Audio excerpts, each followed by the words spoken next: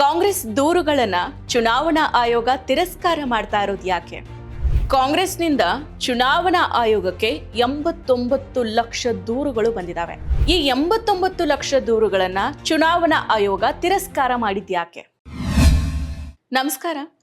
ಚುನಾವಣಾ ಹೊಸ್ತಿಲಿನಲ್ಲಿರೋ ಬಿಹಾರದಲ್ಲಿ ನಡೀತಾ ಇರೋ ವಿಶೇಷ ತೀವ್ರ ಪರಿಷ್ಕರಣೆ SIR ಈ ಪ್ರಕ್ರಿಯೆಯ ವಿರುದ್ಧ ವಿಪಕ್ಷಗಳ ಇಂಡಿಯಾ ಮೈತ್ರಿಕೂಟ ಪ್ರತಿಭಟನೆಯನ್ನ ನಡೆಸ್ತಾ ಇದೆ.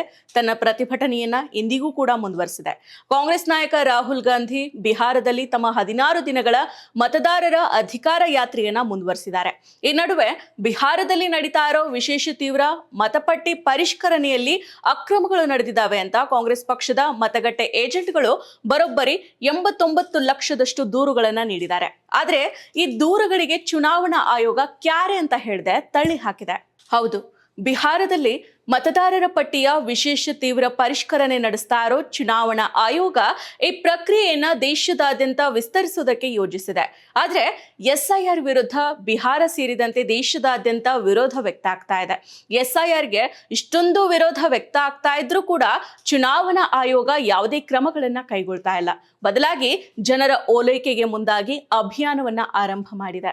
ಇನ್ನು SIR ವಿರುದ್ಧ ಚುನಾವಣಾ ಆಯೋಗಕ್ಕೆ 89 ಲಕ್ಷ ದೂರುಗಳು ಬಂದ್ರೂ ಕೂಡ ಅವೆಲ್ಲವನ್ನ ಚುನಾವಣಾ ಆಯೋಗ ತಿರಸ್ಕಾರ ಮಾಡಿದೆ ಅಂತ ಹೇಳಿರೋ ಕಾಂಗ್ರೆಸ್ನ ಹಿರಿಯ ನಾಯಕ ಹಾಗೂ ಕಾಂಗ್ರೆಸ್ ಪಕ್ಷದ ಮಾಧ್ಯಮ ಮತ್ತು ಪ್ರಚಾರ ವಿಭಾಗದ ಮುಖ್ಯಸ್ಥರು ಆದ ಪವನ್ ಖೇರಾ ಅವರು ಆರೋಪವನ್ನ ಮಾಡಿದ್ದಾರೆ. ಈ ಬಗ್ಗೆ ಸುದ್ದಿಗೋಷ್ಠಿಯಲ್ಲಿ ಮಾತನಾಡಿರೋ ಪವನ್ ಖೇರಾ ಅವರು ವಿಶೇಷ ತೀವ್ರ ಮತಪಟ್ಟಿ ಪರಿಷ್ಕರಣೆಯಲ್ಲಿ ಅಕ್ರಮಗಳು ನಡೆದಿದ್ದಾವೆ. ಹೀಗಾಗಿ ಚುನಾವಣಾ ಆಯೋಗದ ಉದ್ದೇಶದ ಬಗ್ಗೆ ಸಂಶಯಗಳು ಕೂಡ ಮೂಡಿದಾವೆ. ಇಡೀ ಪ್ರಕ್ರಿಯೆಯನ್ನ ಮತ್ತೊಮ್ಮೆ ನಡೆಸಬೇಕು ಅಂತ ಹೇಳಿದ್ದಾರೆ. ಮುಂದುವರೆದು ಚುನಾವಣಾ ಆಯೋಗ ಯಾವುದೇ ದೂರುಗಳು ಬಂದಿಲ್ಲ ಅಂತ ಹೇಳ್ತಾ ಇದೆ. ಆದ್ರೆ ಸತ್ಯ ಬೇರೆನೇ ಇದೆ. ಸತ್ಯ ಏನಂದ್ರೆ ವಿಶೇಷ ತೀವ್ರ ಮತಪಟ್ಟಿ ಪರಿಷ್ಕರಣೆಗೆ ಸಂಬಂಧಿಸಿದಂತೆ ಕಾಂಗ್ರೆಸ್ ಪಕ್ಷ ಚುನಾವಣಾ ಆಯೋಗಕ್ಕೆ 89 ಲಕ್ಷ ದೂರುಗಳನ್ನ ನೀಡಿದೆ ಅಂತ ತಿಳಿಸಿದ್ದಾರೆ. ದೂರುಗಳನ್ನ ಸಲ್ಲಿಸೋದಕ್ಕೆ ನಮ್ಮ ಮತಗಟ್ಟೆ ಏಜೆಂಟ್ಗಳು ತೆರಳಿದ್ದಾರೆ. ಆದ್ರೆ ಅವರ ದೂರುಗಳನ್ನ ಚುನಾವಣಾ ಆಯೋಗ ತಳ್ಳಿ ಹಾಕಿದೆ ಅನ್ನೋ ಗಂಭೀರ ಆರೋಪವನ್ನ ಮಾಡಿದ್ದಾರೆ. ಅಷ್ಟೇ ಅಲ್ಲದೆ ದೂರುಗಳನ್ನ ವ್ಯಕ್ತಿಗಳಿಂದ ಮಾತ್ರ ಸ್ವೀಕಾರ ಮಾಡಲಾಗ್ತಾ ಇದೆಯೇ ಹೊರತು ರಾಜಕೀಯ ಪಕ್ಷಗಳಿಂದಲ್ಲ ಅಂತ ಚುನಾವಣಾ ಆಯೋಗ ನಮ್ಮ ಮತಗಟ್ಟೆ ಏಜೆಂಟ್ಗಳಿಗೆ ತಿಳಿಸಿದೆ ಅಂತ ಪವನ್ ಖೇರಾ ಅವರು ದೂರಿದ್ದಾರೆ. ನನಗಿಷ್ಟ ನಂದಿನಿ ತುಪ್ಪ, ಶುದ್ಧ ತುಪ್ಪ ಅಂದ್ರೆ ನಂದಿನಿ. ಸೊ ನೋಡಿದ್ರಲ್ಲ, ನಿರ್ದಿಷ್ಟವಾಗಿ ಒಂದು ಪಕ್ಷದ ಏಜೆಂಟ್ನಂತೆ ಚುನಾವಣಾ ಆಯೋಗ ಕಾರ್ಯವನ್ನ ನಿರ್ವಹಣೆ ಮಾಡ್ತಾ ಇದೆ ಅನ್ನೋ ಆರೋಪ ಚುನಾವಣಾ ಆಯೋಗದ ಮೇಲಿದೆ. ಇನ್ನು ಭಾರತದ ಚುನಾವಣಾ ಪ್ರಕ್ರಿಯೆಯ ವಿಶ್ವಾಸಾರ್ಹತೆ ಚುನಾವಣಾ ಪಟ್ಟಿಗಳ ವಿಶ್ವಾಸಾರ್ಹತೆಯ ಮೇಲೆ ಅವಲಂಬಿತವಾಗಿದೆ. ಭಾರತದ ಚುನಾವಣಾ ಆಯೋಗ ಬಿಹಾರದಲ್ಲಿ ನಡೆಸಿದ ವಿಶೇಷ ತೀವ್ರ ಪರಿಷ್ಕರಣೆಯಲ್ಲಿ 7.9 ಕೋಟಿ ಮತದಾರರ ಅರ್ಹತೆಯನ್ನ ಪರಿಷ್ಕರಿಸಿದೆ. ಈ ಪ್ರಕ್ರಿಯೆ ವಸ್ತುನಿಷ್ಠತೆ ಮತ್ತು ನಿಖರತೆಯನ್ನ ಖಾತ್ರಿಪಡಿಸಬೇಕಿತ್ತು. ಆದ್ರೆ ಅದಾಗ್ಲಿಲ್ಲ.